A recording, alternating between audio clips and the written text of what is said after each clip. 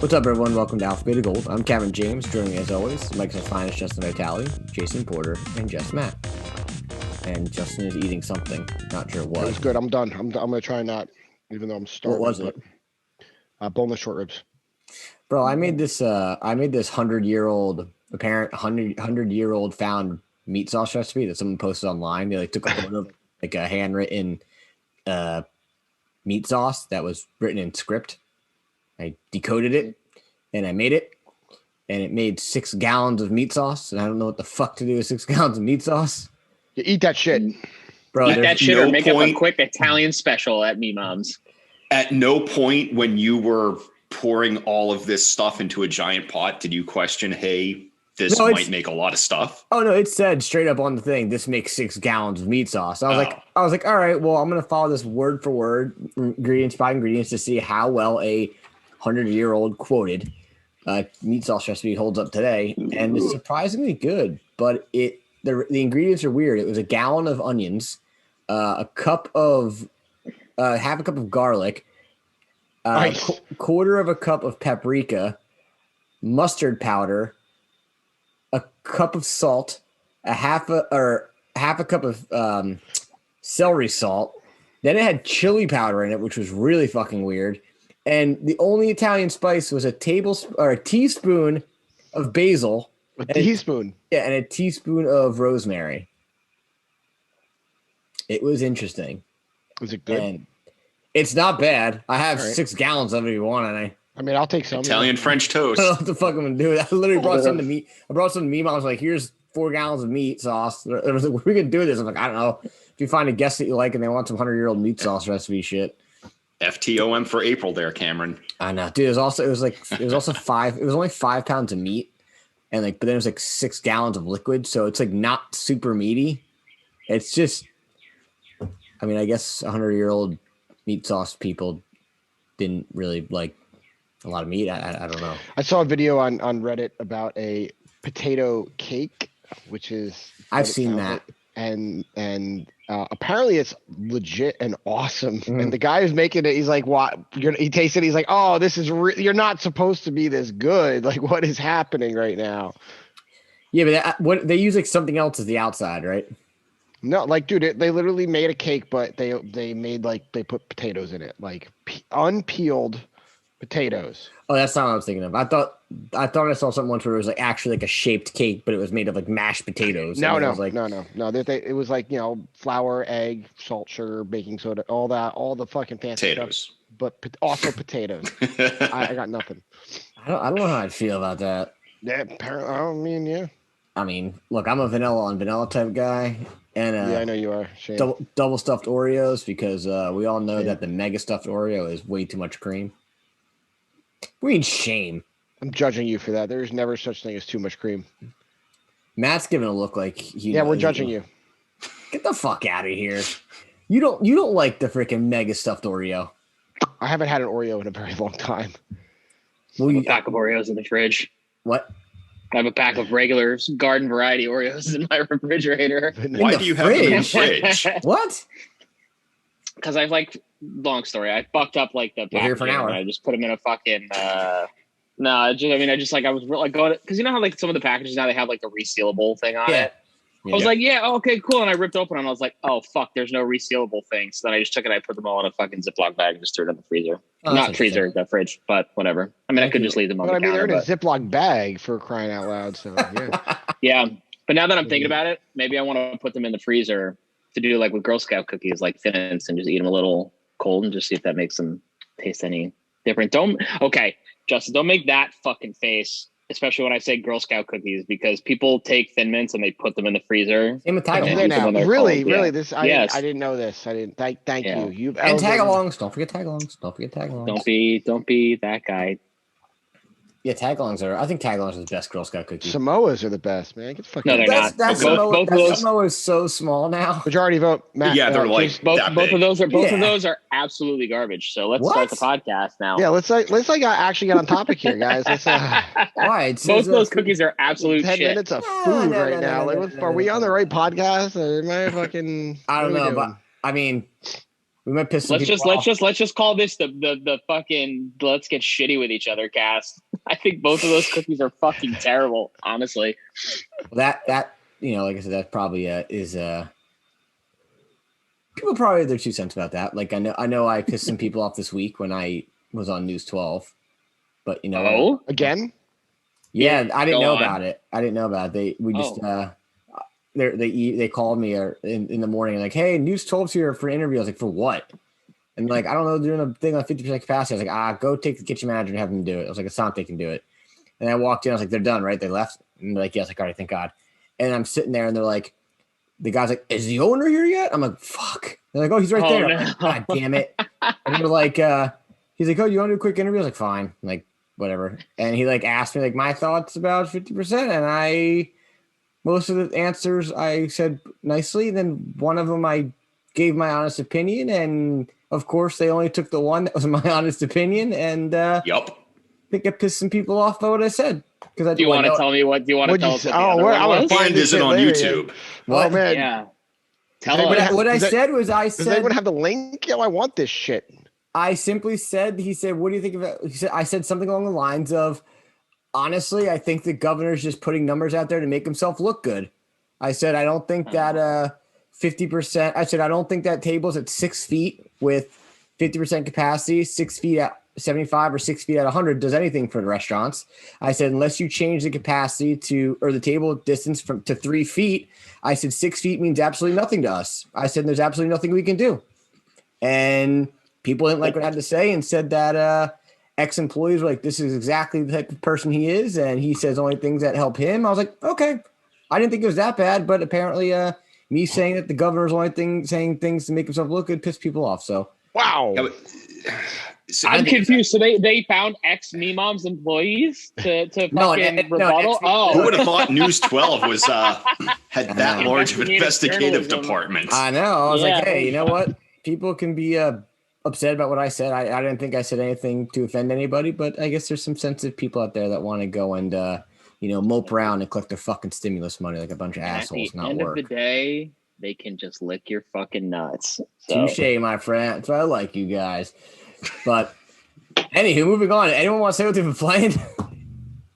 Because I tried playing Remnant, and I actually think the game is actually really cool. But I will say it's not designed to be played by itself. I don't care what anyone says. It's totally meant to have 2 other players, and no one's playing it. So I was like, cool, saw it, got to the freaking sewers, did what I had to do, and I was like, I don't really feel like fighting a bunch of blobs anymore that come at you like mice. Sewer levels suck too. Yeah. So you're out? Not as bad as the sewer level in Dead Island though, but that's a whole nother conversation. No, I'm not out. I still have it. I think my neighbor wants to play. I mean, I don't know if you're still playing. We could play. I don't know how to play. I don't understand how you summon somebody in the game. And then I started playing Little Nightmares, and that game is fucking creepy as hell. And I actually the first one or the first one. Yeah, it is. Yeah. The game's really. I'm glad I played it though. I'm glad Matt kind of. Yeah, the only thing I don't understand is I was chasing this little fucking dude around with a hat. Looked like something from fucking Silent Hill. Little gnomes. Yes, the little gnomes. Yeah, but then what happens? Yeah. I found his little secret room, and then what do you do with them? You just pick them up and throw them, or you just like ducks. Well, that's just it. That's the collectible, I guess, of the game is the gnome. Oh, so I don't do anything with him. I just let him be a gnome. He's just a shiny. Oh. Yep. No, I'm gonna probably see that one through. Like I said, unless you want to play, unless my neighbor wants to play, I don't think I'd play unless I'm playing with other people again, just because I don't. Yeah, it just doesn't seem like it's meant to be played solo. But what were your thoughts on that? On Remnant? Yeah. Oh, sorry, I can hear myself in the background. Because you gave me a look when I said that I felt it was meant to be played co-op. Oh no, you could. I mean, I've played enough of it just by myself, but I mean, it's not a bad game. I feel like it's the worlds are not particularly varied, and it's mostly just the same sort of looking environments. That's kind of the thing that's just annoying me. It's like I just went from fighting in an abandoned city to now fighting in an abandoned city that looks like it's in like the Middle East. So it's just like sand and stone buildings, and I'm like, okay, it's losing its luster a little bit. Yeah. I downloaded though because I've been sitting on it for a long time and I'm probably gonna get shit for this. But I feel like now is maybe a reasonable time to just get the campaign out of the way and say that I did it. Or play Titanfall 2. Oh, I wanted to play that really bad. Yeah, I heard it's good. I heard like the story actually is fun and doesn't suck and it's not crazy long. Fuck off. There we go. It was free for PlayStation Plus, so lick my asshole. Finally, you guys got a good one. Look at that go. All right. Yeah, I forgot to download it when it was out there. Yeah, So that shit goes on sale for like $3 all the time. It's on sale right now. Like if you were buying like the Ultimate Edition, it's like $4.99. Yeah. Amazing campaign. Yeah, it's quick so too. I'll it's have only fun like with 6 hours, I think, right? Yeah, it was very quick. Awesome though. I will play that. Isn't Little Nightmares pretty quick too? Yeah, it's less than 5 hours. It's like 4 tops, maybe 3. So I could probably beat it tonight. Yeah, you could absolutely beat it tonight. Yeah, 100%. I mean, what else you got? No question. Yeah. Kit Kats. I thought Invincible. I thought Invincible came out this week, but I guess it didn't. Did you say Kick Cats? Yeah, it's not Kit Kats. Oh, I thought you said Kit Kat. I was like, no, I said Kit Kats. Jason, what about you? What are you enjoying your PS5? What is I am. Oh, I'm just gonna put it out there. Astro's Playroom is one of the best fucking games I've ever played for like a free thing. Man, that thing is so much fun. Did you boot up the No Man's Sky? Playing what's up? Did you boot up the No Man's Sky yet? Have you seen? I didn't. I had a chance. So it came on Sunday. I sent you guys the picture of it. Played Sunday, Monday, and then I just thoroughly got my ass handed to me for the rest of the week with work. I will be diving into something tonight.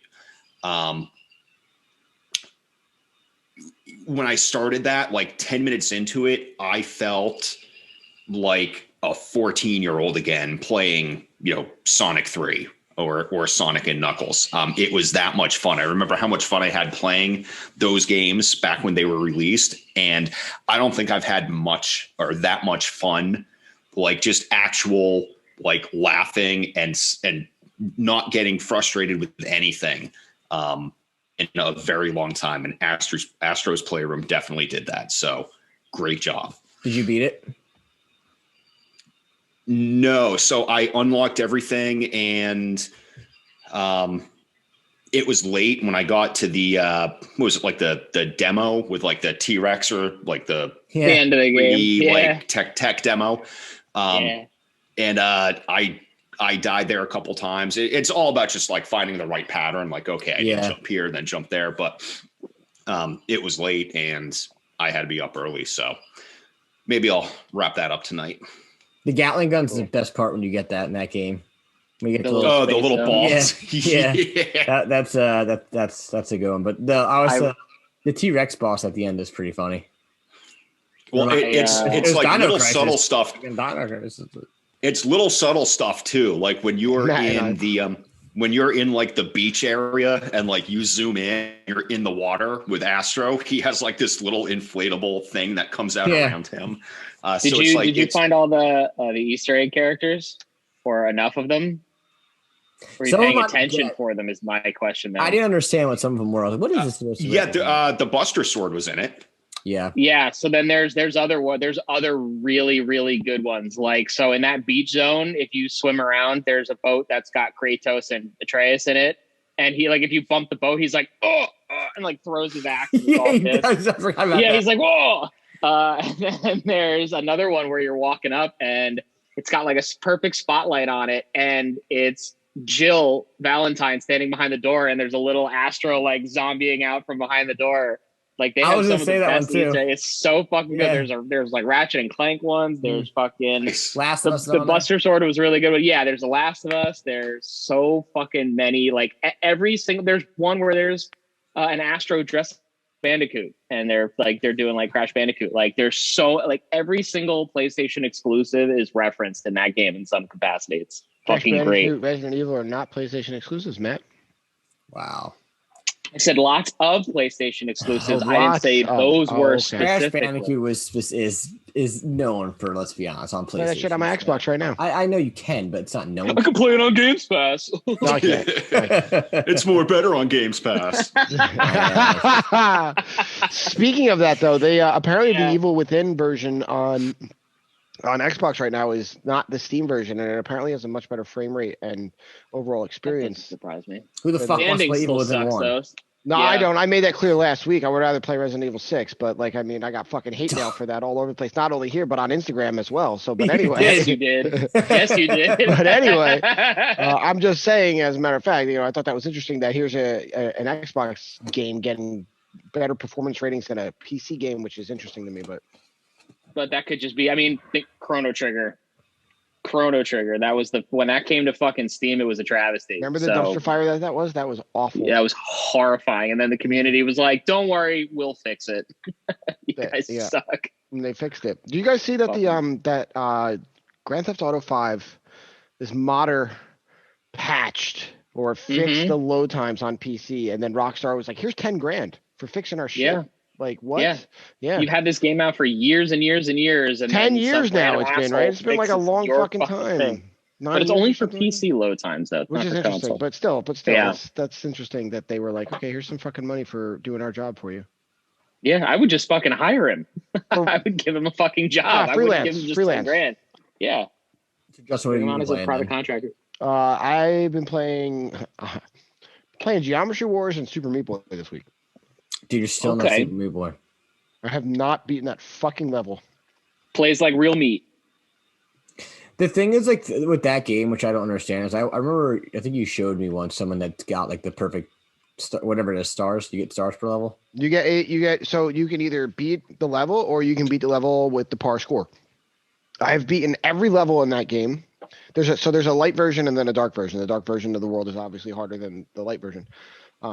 You can just clear the level, or you can link to the past. Once you clear the level, you have access to the dark world version of it. And then you have to beat the par time on the level, which they'll give you an A+ rating. That's it. So you either just beat the level or you get the A+ rating on it. I have all but 6 levels cleared with an A+ rating, and 1 level not even cleared yet. So I think I saw you showed me the video. It's like the spinny saws. You have to literally. It's your jump has to be frame by frame perfect, and I just can't. It's been fucking, I don't even know. It came out, it was on 360, so it's been the entire generation cycle of the Xbox One that I still haven't been able to beat it.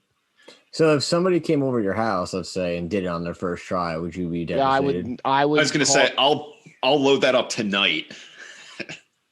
You have to beat the whole game to even have access to Cotton Alley and then you have to beat all the subsequent levels before. It's literally the very last level in the game.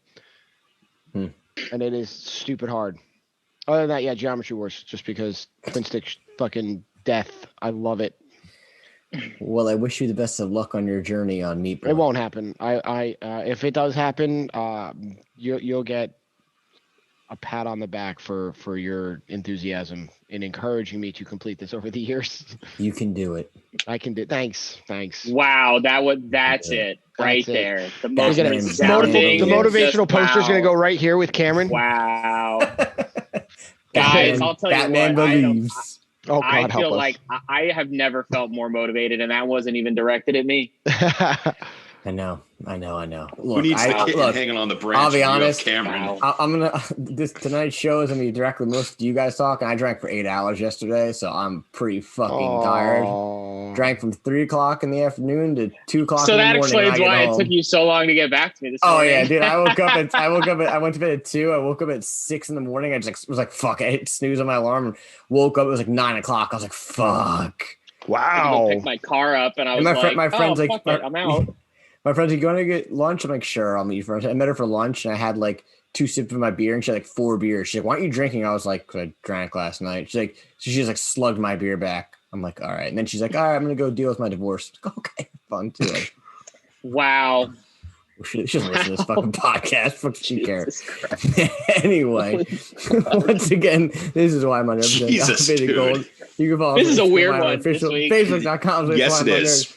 listen to new episodes every Monday on YouTube and your favorite podcast service. So before we get into our featured topic of the week, I was listening to another podcast, and they weren't talking about this topic idea. They were just kind of mentioning things. I had a question for you guys, actually, and I kind of based it off of what they said, so this isn't directly my thought. But do you know of a sequel of a game that was kind of what you would say would remade the franchise? Like if it wasn't Mega Man X. Oh my God. You know, like if it wasn't for this sequel, the franchise would have probably just died out because they, you know, the reason I said it was because somebody had said on the podcast, like, yeah, without Assassin's Creed 2, Assassin's Creed would have died immediately. And I was like, huh, that's interesting. Because I feel like have you played those games? They're literally the same. Like 12 games later, it's still the same fucking game. Like I don't buy into that bullshit right there. That's bullshit. Well, I think what made 2 good is just because it had probably arguably the best character. I think out of all of the people you play as, I liked Ezio's story the most. Really? But otherwise, mechanically speaking, wasn't he in the third game also? 3 games. He had his own. He had his own 3 characters. No, the third one was Connor. No, but I'm saying he had like his own 3 story arc. He did have. That's what I thought. Yeah, he was not just in one game, right? Okay. No, mechanically speaking, let's be honest. Yeah, they're all the fucking same. But like story, I think is what separates those games. I don't know. I think that. I mean, I guess mechanically, yeah, but I do think that Origins kind of started to return it again. I think in the video game industry, I think if by the time you're making a sequel to a game, it's already gotten to the point where the franchise did well. Like nowadays, yeah. Like if you're getting a sequel to a game, you did something fucking right. You know, that's why you're getting a fucking sequel. You're not trying to make a sequel to stay the fucking game. You don't see a game like 2 Human getting a fucking sequel anytime soon. Nope. Oh, I don't know, man, because Evil Within 1 did not deserve a sequel, and it got one, and it was way better. So yeah, but who was the publisher for that? 1? Yeah, well, in general, who was the publisher? Not the developer. Not the developer, the publisher. Was it Capcom? Was it? I think so.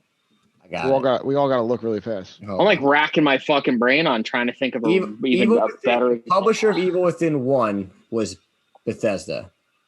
There you go. The developer of Evil Within 1 was Tango Games. Right, and then who was it? The same team for the second one for the developer, or was it a different developer?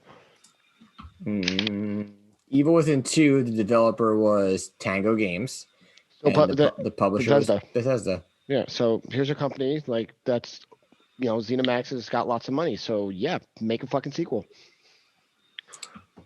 So yeah, well, but it didn't deserve it necessarily. I don't say it did. I don't disagree with that. What, Matt? Borderlands 2.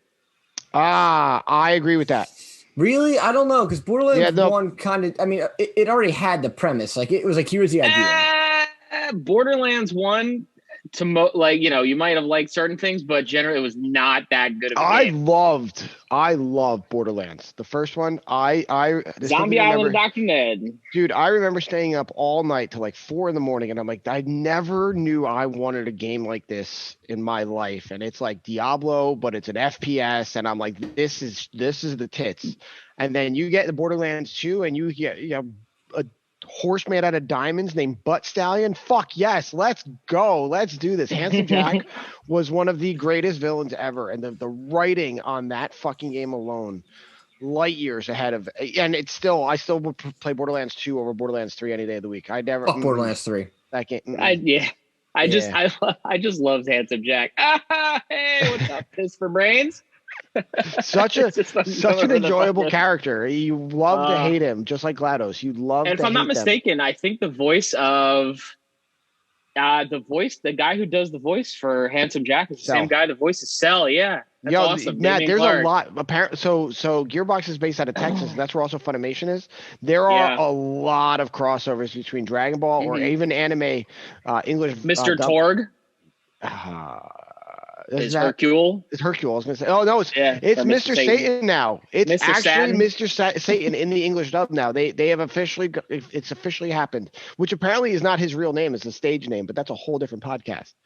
Yeah, that's a different. Yeah, I think he is probably arguably my favorite character. Oh, the folly of youth. Yeah, you could also bring up Mass Effect 2. Yeah, but you knew that game was getting a sequel, man. Like the first one, I didn't play the first one until like maybe 2 months before the second one was coming out. Cause I played it and then I hated it. I hated the first game, but I was like, fuck, I want to go back and get in this because there's a second one coming out. All right, let me actually try and do this. And you get to the end, towards the end of that game, and the big reveal happens. Has everybody here played Mass Effect? Matt, I know Fuck has. that game. Boom, big reveal. Big Just reveal. Like your shirt. Rick and Morty. Boom, big reveal. Boom. Sovereign's a Reaper. Holy shit. Blew your fucking mind. Not just a ship. There's this giant fucking ship that's now a fucking alien that really or from a para-dimensional whatever it is. It's been a long time. Don't get paracalls with me. Oh God help me. But that twist right there, that moment of that game solidified it for me. Like in terms of storytelling, yes, amazing. Gameplay, there was a lot to be desired with the first Mass Effect game. A lot. Yeah. But the second game really fucking wow. And then the third game came along. Okay. And then the ending of that happened. And then let's go on to the next topic. And then the next topic that we're going to talk about is not. I didn't get Jason's opinion on this. I have no opinion on this. I'm trying to think, like, what other games did have a sequel though? Resident Evil 2, you could say. Yeah, no, because it went downhill after that. Yeah, well, hold on. I think that's debatable. It went down. Are you gonna say? Wait. Are you gonna argue that Resident Evil 3 was better than 2 or 1? No, but you're saying the series went downhill. Then you have 4. Four. Okay, 4 was good. Code Veronica was good. It was all right. It was 5. Good. 5 wasn't bad. I didn't mind 5. I know people might give me shit for I'm just not crazy about Chris being built like a fucking refrigerator and punching boulders. I don't understand that. Yeah. Crash 2. Go ahead. I've seen games that the sequels, I didn't think they were going to have, continue after seeing the sequel, but I don't know. As far as like a sequel saving a franchise, I don't know. I'll give you a good one of a fucking sequel killing a franchise. What? Fucking Tomb Raider, Rise of the Tomb Raider. Bro, I still don't get like I understand that game that it sucked. The first remake Tomb Raider was fucking awesome. It was still better than Shadow of the Tomb Raider. I didn't play Shadow of the Tomb Raider. The third one. Neither did I, and I could because I have it, but I don't really want to play it. Straight up. So I just Googled this shit really quick. I just put in top 10 video games that saved their franchise. And we got Wolfenstein New Order, which came out 2014. Sonic Mania, which, okay. Sonic Mania, no. Sonic Mania was fun. Come on. See, this isn't necessarily like a sequel. It's got Metroid Prime on here. I don't think Metroid was really in any danger. It just hadn't had a game come out in a long time. You got Modern Warfare, Call of Duty 4, which I got to be honest. No.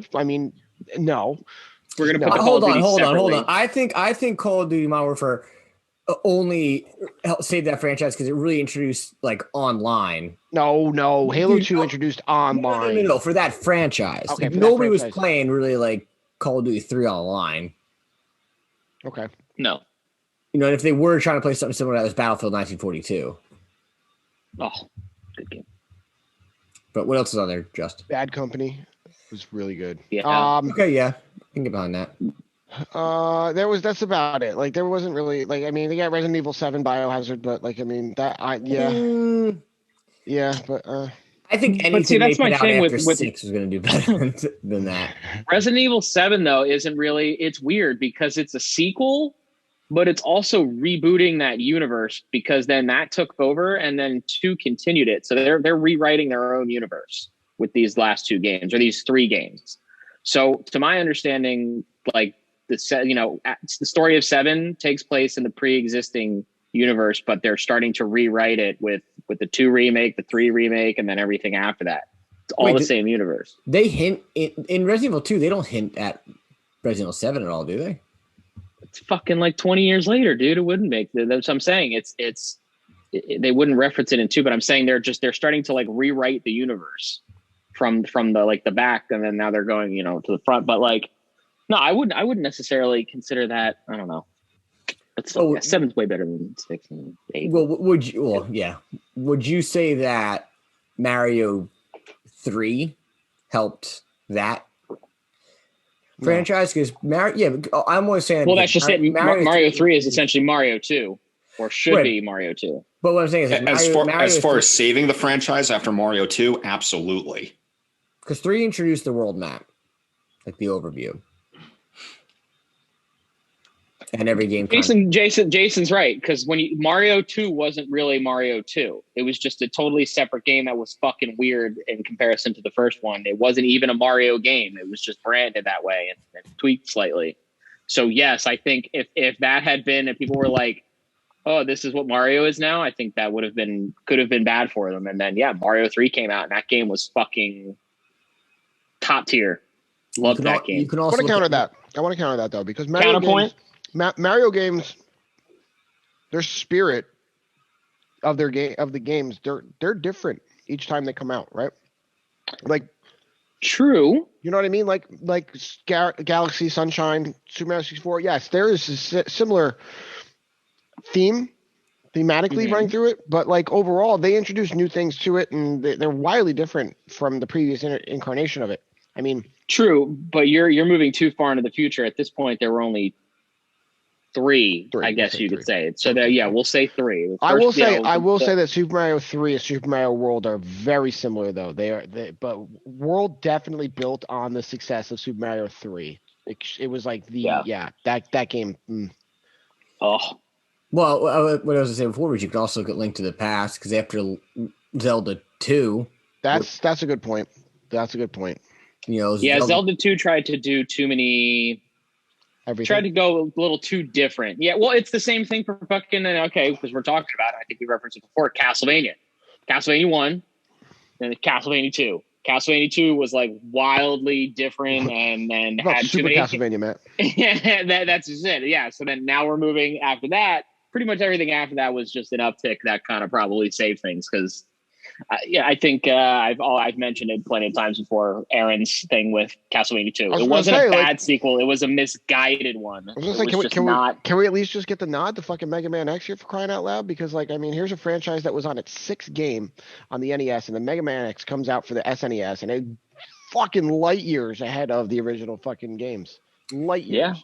That's crazy. That they were at that many fucking games too. It doesn't. Yeah, but no, even gameplay. Well, and mechanically, that game was wildly different too. It was so it was so much more better than the other ones.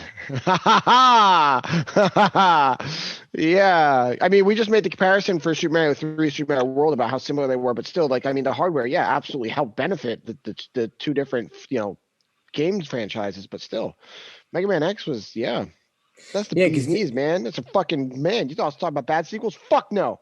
Well, you also got to think about too, like going back to Mario for a second, like obviously, or no, going to Sonic, let's say for a hot minute here, Sonic 2 is superior to Sonic 1. Sonic 1 is 100% extremely difficult.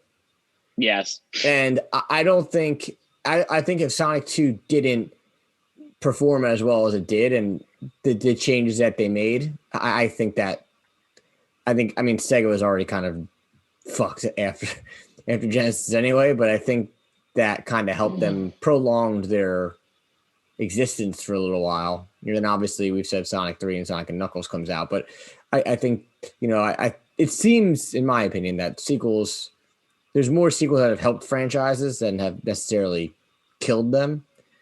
I can pull up the Killed It franchise list here. We got. I would actually like to see if there is a list. Yeah, so would I.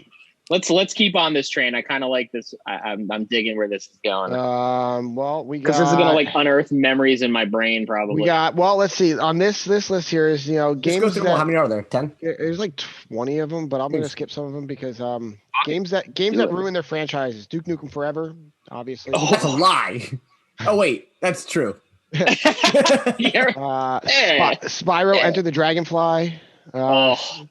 Tony Hawk's Pro Skater 5. Obviously, why? We know why. Ruined Mass Effect Andromeda, right? Banjo-Kazooie Nuts and Bolts, Splinter Cell Conviction.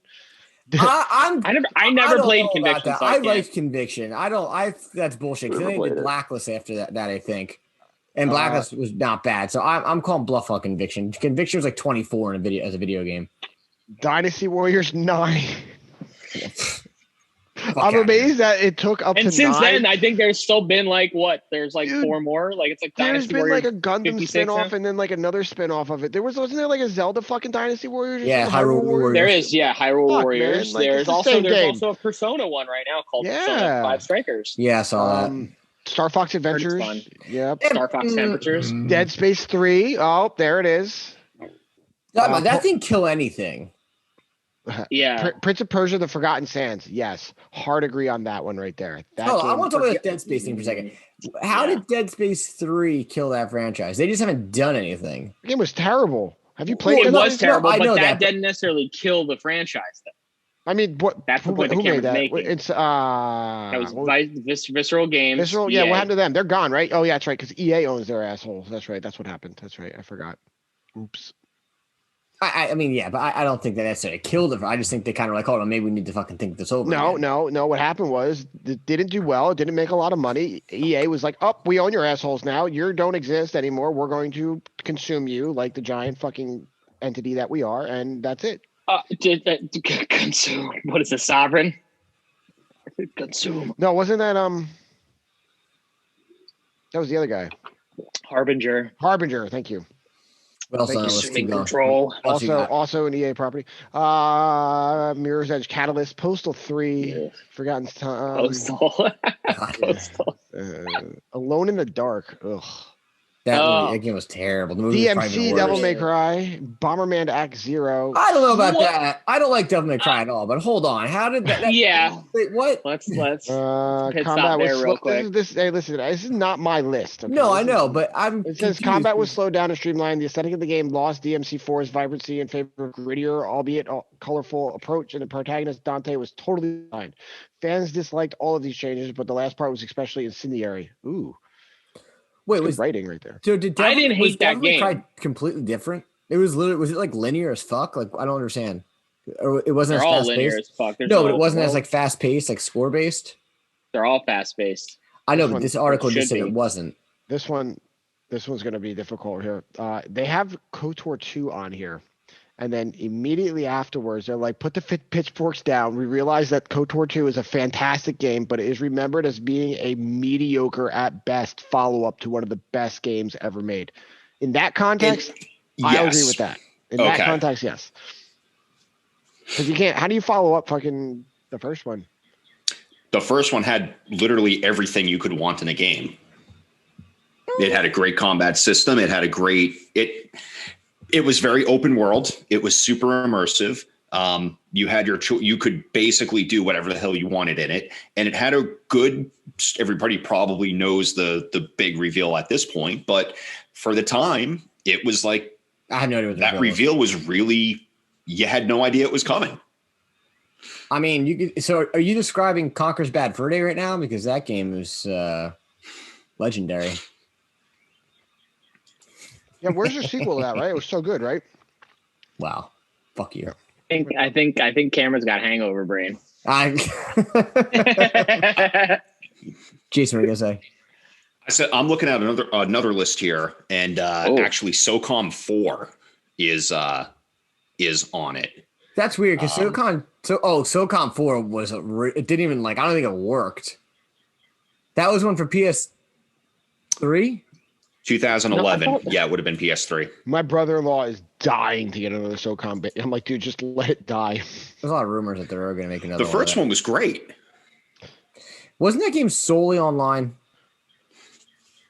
I didn't have a PlayStation. No, there was a campaign to that. Oh, I didn't think there was a campaign to it. I see. Back those types of games, I was more of I loved Rainbow Six Vegas. I played Vegas too. I never played those. Oh, those games were really cool. They did a good job with that, especially with the co-op. You could do split screen co-op, and it was just a fun couch co-op game that they never. Now they have Patriots or it was called something else, like Pandemic was supposed to be the new one, but I'm assuming they're gonna scratch that fucking name. No, well they said it. Yeah, it's just like a working title, I guess. But it's gonna be, it was Rainbow Six Quarantine. That's what it was, and it's gonna just be something I don't know. But I never really got into those specific Rainbow Six games, but I have heard good things about Siege. It's a very sweaty community, though. Yeah, I've heard if you have to put a lot of time into that to get good at like it. a lot. Like you really like. I've watched just like on occasion people playing Siege like competitively, and it's fucking wild watching how like coordinated these people get to just. It's crazy. Yeah, the other game that before we move on that I know I'm sure no one really probably knows about it. Maybe you do. Is The Day Before. I think Matt, I think I sent you a video of that. It's the it's like this. It's this game it looks like The Division met like The Last of Us. The Last of Us type thing. It's like an open world like survival game, but you're a military guy, but there's zombies, and then there's I'm kind of impressed Cameron's played a game that none of us have. It's not out yet. Well, no, this game's not out yet. It was like announced, never mind. teased, and whatever. Yeah. I think it's a Steam game. Jason, what's up? Yeah, I just did a search for it, and I remember seeing the trailer for that like I don't know 3 weeks ago. Yeah, it's relatively 2.5 weeks ago. It looks pretty cool. The only problem about those trailers is they're so scripted, and it's like, hey man, where are you? Yeah. Oh, I'm behind this box. Oh, there's a guy on your 10. Oh, okay, hold on. Yeah, like, on your 10. Fuck up. If there's a guy on your 10, you would know there was a guy on your 10. You'd clearly know there was a dude on your 10. Or you'd be fucking dead. Yeah, but the game was just so over scripted. The trailer, I was like, all right, this is a little rough to look at. But other than that, it's always that canned dialogue. Go back to the original Division 1 fucking gameplay. It's so tacky. Yeah, they didn't do a very I'm going to deploy my guys. I'm going to deploy my drone so we can get a look at the LZ over here. Like, shut the fuck up and just play that game. Because everybody that's playing it, it's like your lobby's going to be real quiet with your friends, and then you're occasionally going to go, oh, fuck, I missed, or something stupid, or like, oh, shit, I threw my grenade in the wrong spot. No one's going to talk like that. Yeah, like a military. Yeah, no one's talking like that. But I'm hoping, hopefully that game does decent. Well, I think it's only on PC right now, or will only be on PC whenever it comes out on Steam. So can live with that. I might check it out.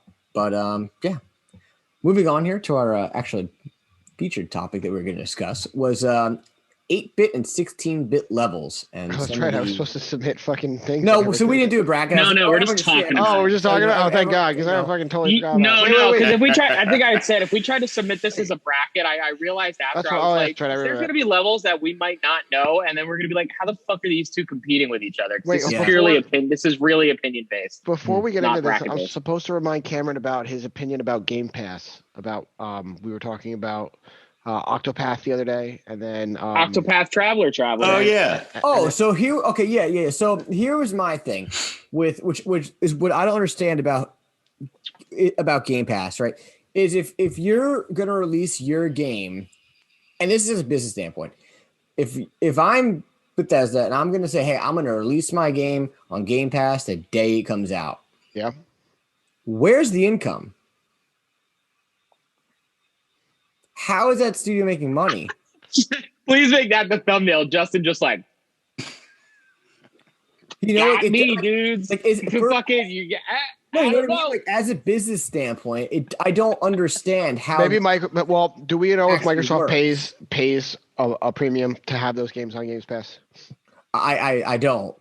That's the only thing I can think of. That's honestly the only thing I can think of. But that premium would have to be fucking like enough to cover the cost to create. I mean, they just spent $7 billion on Bethesda for crying out loud. So, like, I mean, no, but you got to remember too, it's $7 billion. Well, that's a whole other story. You got to think of it like so it takes your game $250 million to make, and you just say it's going to be Games Pass day one. You're not making any immediate money off of that for anybody that has Games Pass. You already made your money, so to speak. You made your $60 or whatever the fuck it is per year. So then how are you making back all that $250 million? Or you just hope you're going to clear that from the people who don't have Games Pass and buy it, or advertising, or what? Because you don't make back a $250 million budget and then make a profit just on a Games Pass. And I think fucking I can't remember his name. The guy who's the head of Sony has even said like that's for Sony, that's not a business model that works because it's not sustainable. I think, and I would tend to agree that I feel like at some point Games Pass is going to hit a weird spot where prices are going to go up because you can't keep making fucking the average game costs like $100 million these days. So there's no fucking way they can make, money off of this if it's just going to Games Pass day one. Where the fuck is the income coming from that's going to make this profitable and then make enough to make more of these games and then just put it on Games Pass so that people get it for fucking free? Yeah, because that's literally $5 a month. If it's $60 for the year, it's $5 a month. Now you're going to tell me that there's how many games on Game Pass? Let's say 100 at least. So let's say there's probably more. Now each game is getting 5 cents to make up that much money is insane. Like there's got to be some kind of that's what I'm saying. Like Microsoft contract between Microsoft and the developer, like where they're like, hey, listen, you're going to get like royalties or some shit. I mean, that's already probably got to be the case, but still that's for the developer, but not for fucking Microsoft. So where do they get their money from that keeps them able to because you can't just keep throwing money into a fucking thing and buying shit and then just essentially giving it away for free. Where does the money come from? Because then are they just getting money from Microsoft, the parent company, and they're just funneling it into the games division? Because that's not making money. That's not turning a profit. That's just fucking displacing money. Games like, with movies or shows like Netflix, Hulu, and all that stuff, they're making Phil Spencer, I pulled up an article. Phil Spencer basically says we have deals all over the place, and basically the conversation starts says, hey, if you're willing to put this in Games Pass on our launch day or on launch day for you, we'll give you guys X amount of dollars right now. And that's it? I mean, at the end of the day, it's business, right? No, but that's my point is you're taking a fucking gamble. That's like, that's saying, will you put your game on Games Pass day one? We're going to give you $200 million. Then is that just it? You just make $200 million and you fuck off and you make your next game and hope that it doesn't make no, because you still got all the people out there that are going to spend. You got all you fucking Sony boys, Sony guys, people that are paying Pass, for their fucking. You know what I mean? Like if say a game costs. Hold on. If it's going to be on other consoles though, but a lot of their fucking things now are not. I mean, we were just talking about Octopath, right? Which is probably already made fucking its profit, right? Like, let's be honest, right? Now and then we're talking about Outriders, which is coming out, which is Square Enix game, right? It's not. You don't have a platform like Game Pass on Sony or PC. Well, no, you really don't. You have the PC version of Game Pass, never mind. But if Microsoft comes in and they flex a little bit and say, hey, your game costs $250 million to make, we'll give you $250 right now, flat out. Cool. Well, So congratulations, you spent 4 years making a game to break even. No. You see, you're missing the point. You still have all those people that aren't subscribed to Games Pass, and then you have everybody else who's going to buy it. It's on a different console or anything else like that. You're still going to turn in revenue and stuff like that. In that scenario, Microsoft would just cover what it costs to physically make the game, saying. and then literally everything from that second onward is pure profit. That's what I'm saying, right? So but then let's shift this to like Bethesda, because now they own. I like how this is becoming a debate now, and this isn't because of like Microsoft, Sony. I don't give a shit about that. This is just money. So then Bethesda, Microsoft owns Bethesda now, so they own Elder Scrolls, they own Fallout. They have said more than likely future games will only be released on their platform. Some, yes. So they release Elder Scrolls 6, theoretically speaking. That game is probably going to cost at least $250 million to make. Let's just round that off. $250 million to make. Doesn't come out on any other console. It's only available on Xbox and Microsoft PCs. And it's available on Games Pass day one. Okay. They spent $250 million to have people have access to it for free on day one. So then they have to hope they make enough money from the people who don't have Game Pass. No. Disagree completely. If Microsoft already owns it, right? Microsoft already owns the fucking company that already owns the game. So all they're doing is getting more subscribers to sign up for Games Pass, because here's a game that you can only play on their platform. If you want to spend $60, $70 on the game, cool, have at it. But if you want to spend an extra $5 on top of your monthly online subscription, you can have that and access to hundreds of other, or at least 100 other games. I think that's taking a gamble, though, assuming that people are taking a large gamble. I want to spend $500 for an Xbox console to play this one game, or I want to spend $2,000 on a PC to play this one game. That's a huge fucking gamble on Microsoft's part. I can play Games Pass on my phone. In any case, so okay, is it only Android or is it Apple phones too? Do they? No, do they Apple. Game Pass on No, Apple? see, Apple's they're bitches over there because you guys don't allow. There's a certain the way you're like this whole epic Fortnite thing happened and went down. There's a whole friggin' way for Apple. Apple wants all the money, so you can't do that on their platform. You can like because microtransactions, all that shit that exists in some of the games and things like that. It won't happen. So.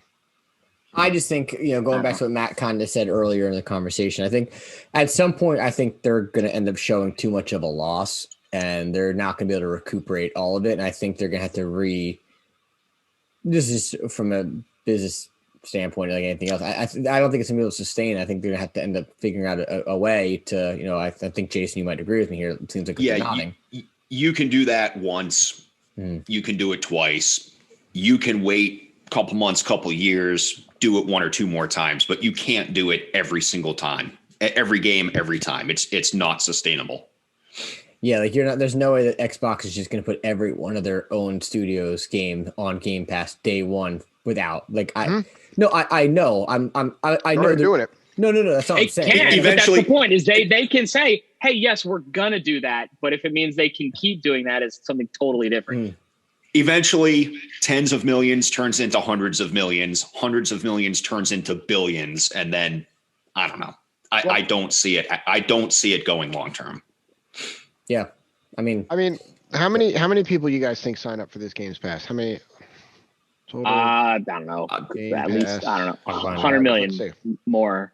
No, 100 million people. Because the problem too, the other thing too with Microsoft is they kind of they're really good in the the U.S. market, but I don't really know how well the Xbox is. It doesn't exist elsewhere.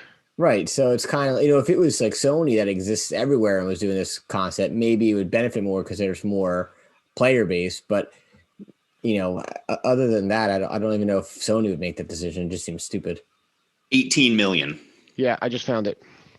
Isn't that funny how there's only 18 million people that have Games Pass, but there's almost 50 million that have PlayStation Plus?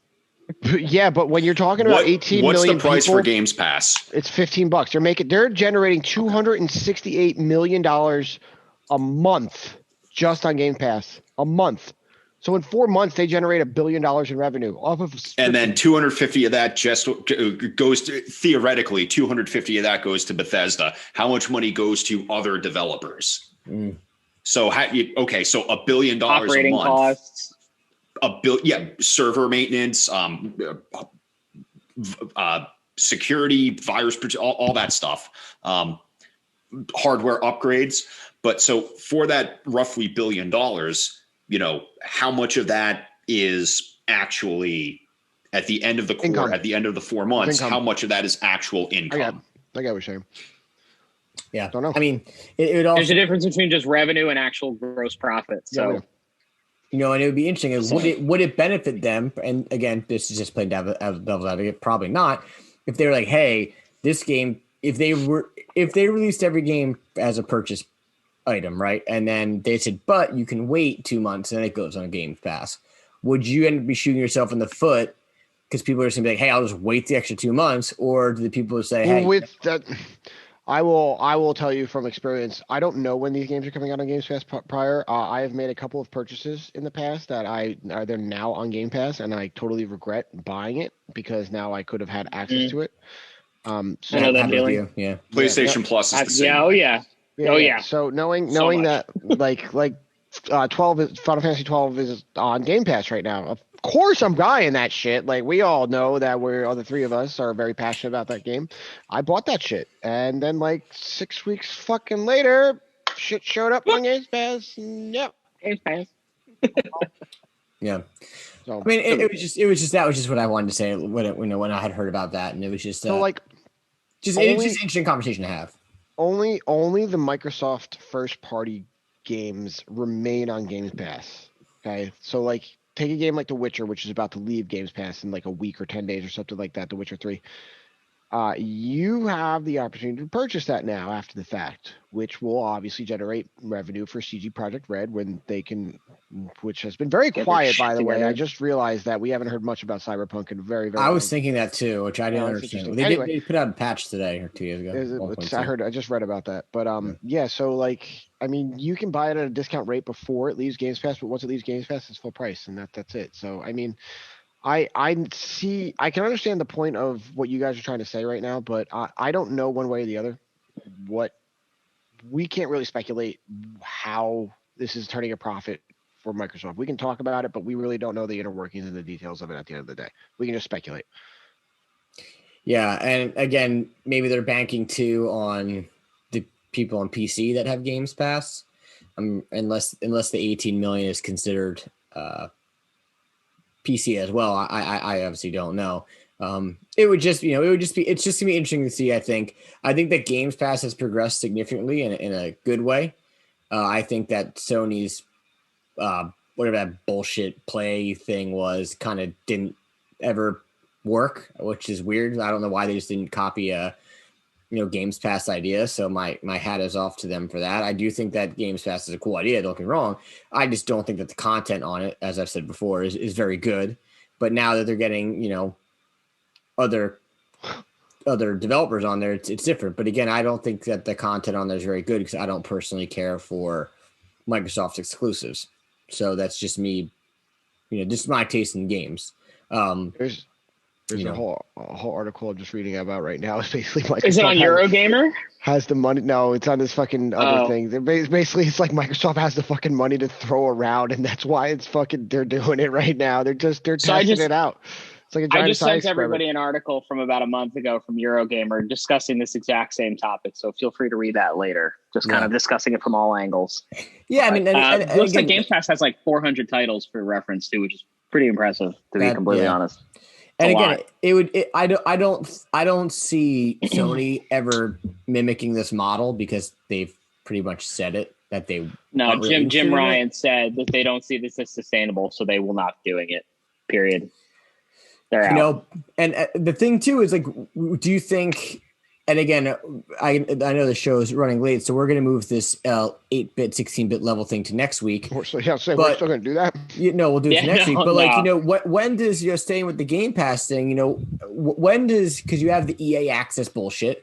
When do developers just start putting out their own like Netflix and their own streaming thing where you're then subscribing just to the actual individual developer or publisher, whatever you want to say. And EA did that, but I mean, look what happened to them. I mean, even Ubisoft has something like that, don't they, Matt? Ubisoft, what they push? I forget what it's called, but they have something. They have Assassin's Creed and Far Cry, right? Isn't that Division? I don't know. EA fucking sucks anyway. So their service is bullshit. So I mean, that's what I'm saying. Like it's now absolved in the fucking Game Pass because here's a company like EA and yet they're like, oh nope, we're gonna bow down to our Xbox overlords. But I want to say something. Sony off screen, the disembodied. No, I'm getting a refill here of my drink and my adult refreshment really fast. But like.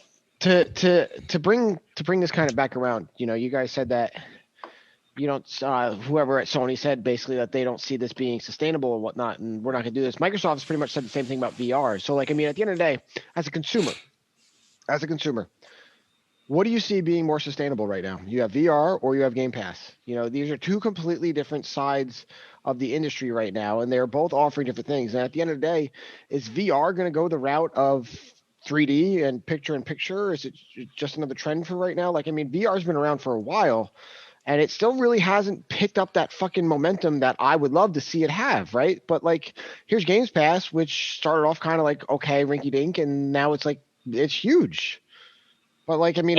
But it's the same thing as, I guess if we're looking at Games Pass, like I think Cameron had mentioned, it's like, why doesn't a developer do their own thing like Netflix? That's what Games Pass is. It's Netflix for games. Netflix. It is, but the thing with Netflix, you pay X amount of dollars a month, but in truth, you're probably only playing one, maybe two things a month or more. Agreed. And that's it. And then there's hundreds of other things you're never fucking touching because you don't have any interest in them. Agreed. Could VR be a fad? maybe, but I don't believe that's the case. I think VR is going to hit a critical point when they can add more. It's I think what is it? More immersive. Exactly. It's not just VR. You're visually seeing shit. It's that tactile feedback when you can start feeling the games you can play as well. That's going to change the fucking game. And I think, no pun intended, I think that's what's happened with, or that's what I think Sony is trying to do with the next generation. We sent that link. They unveiled their new VR heads, like the controllers. And people were like, what the fuck? Why are these things circular? And it's because those rings that are able to track your finger motion, your finger movement. So it's going to make it easier to it's going to make it feel more realistic. So when you can start adding in tactile feedback and just making it that much more immersive, I think VR is going to probably take off more so. The reason why it's probably not too big right now is because the Oculus Quest is like a fucking $1,000. No one wants to pay $1,000 for that shit. Whereas you can get a pretty good experience with Sony for like fucking 300. It's just a cost-based thing. I think that's the issue right now. Yeah, but you still need the console. And plus, right? Yeah, you need a console. I know with like Quest, you can just get the fucking headset, but you need a fucking Facebook subscription for that shit. And if you ever decide to cancel your Facebook subscription, all your purchases go in the fucking toilet and they're gone forever. So at least with Sony, it's trying to keep that in the ecosystem. You have a PlayStation 5, maybe you get yourself this VR and you can play all these cool games in VR. And I would absolutely fucking do that. Jason, do you play your VR? Yeah. Well, Justin mentioned a few minutes ago that, Games Pass started out as, something small and then it grew into this. VR has been around for a long time. VR has been around. The concept of VR in some way, shape, or form has been around since the late 80s. There is Virtual Boy. There was a brief stint in the 90s where it was like the rage. Like all the sci-fi shows were doing. They were trying to look at like virtual reality stuff like that and what it would be. Like and it was typical cheese. Yeah, hackers. And there was even a show. I don't know. It was on like Fox. Oh, VR Troopers. VR Troopers was like the fucking Power Rangers. There was the Power Rangers show, but it was all VR. I don't remember that. I remember that. It was weird. It was just like, hold up. It was Power Rangers, Big Bad Beetleborgs, and then VR Troopers. Beetleborgs. Oh my god. God, man, I haven't thought about that in 35 I gotta years. look up Beetleborgs and put that back into my brain. That's a whole other rabbit hole to go down. But no, the point is that VR's been around for a while, and it started out as like something like kitsy and gimmicky and whatever. But it's at the point now where the technology is finally catching up to it, to where it can be so great. And if I had to put money on one or the other, I would bank on the VR sticking around for a very long time. Would you have felt the same way though about 3D though? Because 3D has kind of got the same thing. It's been around since forever. I mean, 30s, 40s. Nah, 50s. 3D was never going to work. Let's be honest. It was never going to pull it off. It worked enough where hardware meant TVs were being made with it, movies were being made with it, even with special cameras being developed and everything like that. You know what I mean? Like it was trending to do something, and then it just fucking fell flat on its face. VR is.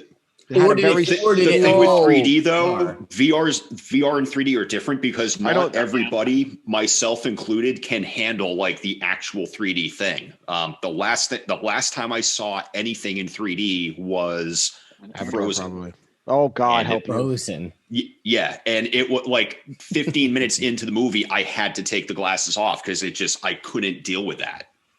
Right. And that was the thing, is they were trying to mimic stereoscopic vision, which I believe we have naturally, but it just doesn't work in that kind of medium. It's just not comfortable. VR is, I think, totally separate because yes, it is 3-dimensional because you're perceiving this world, but it is more immersive. You're not going into a theater to watch a 3D movie and you're getting a fucking full headset and you're like, holy shit, there's Thor, like watching fucking, Endgame, and you're participating in it. So I think it was that really, I think 3D was just a fucking gimmick. Like I remember going to see Avatar and leaving that movie and wanting to rip my eyeballs out of my See, I had a different experience. I thought that was really, really cool because it wasn't like 3D where it's like jumping out at you 3D. It was kind of like it had that depth to it, which I liked. I thought that right, that was and cool. depth isn't bad, but Yeah. when you start It was TVs Captain where EO someone's sitting 3D. at home with their fucking goggles, like I love watching Gordon Ramsay's fucking Kitchen Nightmares with 3D is not going to take off. So one of I have two. It's like Sony Gordon's TVs. actually yelling at me. Wow, I feel like I'm actually an idiot sandwich. One of yes, the yes, coolest Gordon, things I am a ever fucking. did though. I turned on one of my TVs and I turned on the 3D mode. I put on the fucking glasses, and then I started playing Grand Theft Auto in first person, and that was a whole different experience that I was not prepared for. I was like, holy shit! Justin immediately drove to the strip club. No, I didn't even get in the car, dude. I was just walking around. Sure. Yeah. Right. This is a family household. I believe that. Sure. Oh yep. God, fucking! I can only imagine what GTA would be like in 3D, VR, yikes, 3D and VR. Woof. So, but yeah, so we're gonna move our 8-bit, 16-bit level thing to next week because I think two good topics. A little yeah, over we hit the ground running. We got a little heated back there. Justin, fuck you, fuck Microsoft. I hate you. You're fired. Well. No, once again, I love you. This know that. is Why Am I Nerd presents Alpha Beta. Wow, no. Follow us on Instagram at Why Am I Official, Facebook.com/Why Am I Nerd, and listen to new episodes every Monday on YouTube and your favorite podcast service. Not too sure what you guys are searching for over there. I'm trying to find someone who gives a fuck what Matt just said. That's exactly what I was going to say too. I'm looking for Justin's fucks. Can't find it. I have to go do a raid now with other people, and like it's gonna be really hostile in there. I can already tell, man. It's gonna be a bunch of fuck you happening. I'm gonna go dive back into Little Nightmares, I think, and see if I can. You should probably just beat it tonight. At 7:00, I'll probably get creeped out and beat that game big time. Did you? Well, real quick before we go, what's up with Limbo? Did you beat Limbo? Oh well, we never talk about that. Jason. Yeah. Jason's like, oh, that's me. Yeah. What the fuck? Like, listen, it's fucked up, right? I'm still trying to figure. I get that someone doesn't get something. Spoiler, I get that you were dead the whole time. Okay, that was made immediately apparent. I didn't think that was any sort of a spoiler, but it might. I don't know. I don't know what the hell happened at that ending. Keep in mind, I understood like everything that was going on with BioShock Infinite's ending. Oh, okay. Limbo, no fucking clue. No fucking clue. Mind blown. Well, mind blow number one. That's a topic for next week. So once again, I'm Cameron James. Just Matt, Jason Porter, and Microsoft's Finest. Until next time, we're out.